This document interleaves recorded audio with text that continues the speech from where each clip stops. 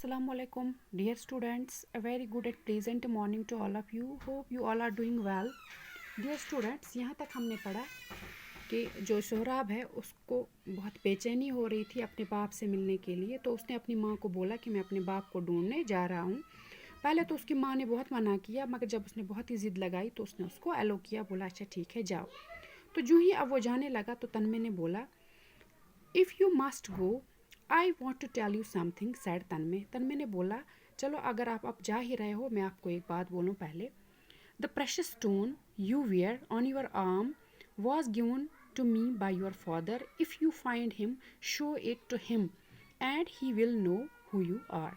उसने बोला जो प्रेशियस जो कीमती वो स्टोन जो उसके बाप ने उसको दी थी, बोला था कि जब मेरे यहाँ बेटा हो तो उसके आर्म पे बांधना, बोला यही दिखाना तो वो खुद पहचान जाएगा कि ये मेरा बेटा है। Shorab collected an army of marched to Persia.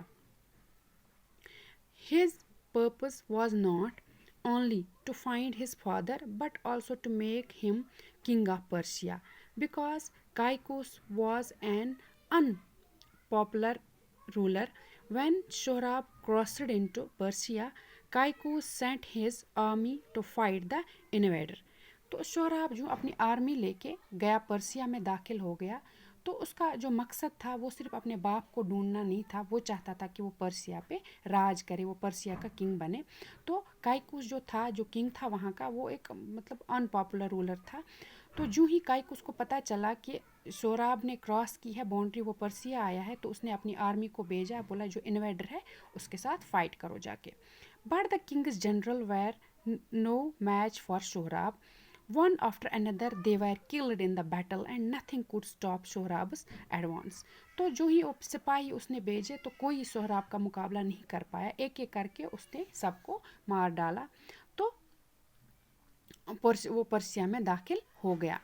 The man that escaped went to the king and said, "Great danger threatens our country. Our generals have been killed by the young soldier who leads the enemy. Who is this? What is his name?" asked the king. "They call him Shohrab." The man said, "He fights like a lion, but our only hope now is Rustum."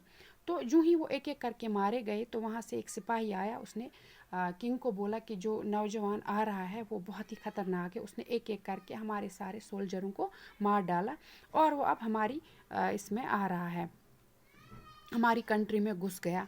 तो king ने बोला है कौन वो नौजवान, उसका नाम क्या है? तो उसने बोला कि उसका नाम सोहराब है।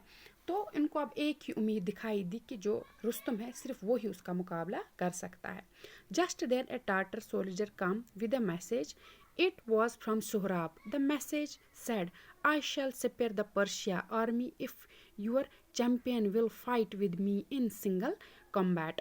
तो इसने संदेशा भेजा किसको? किंग को। बोला कि मैं पर्सिया को छोड़ दूंगा, तो मगर आपका अगर एक कोई सिपाही मेरे साथ आके मेरे साथ मुकाबला करे।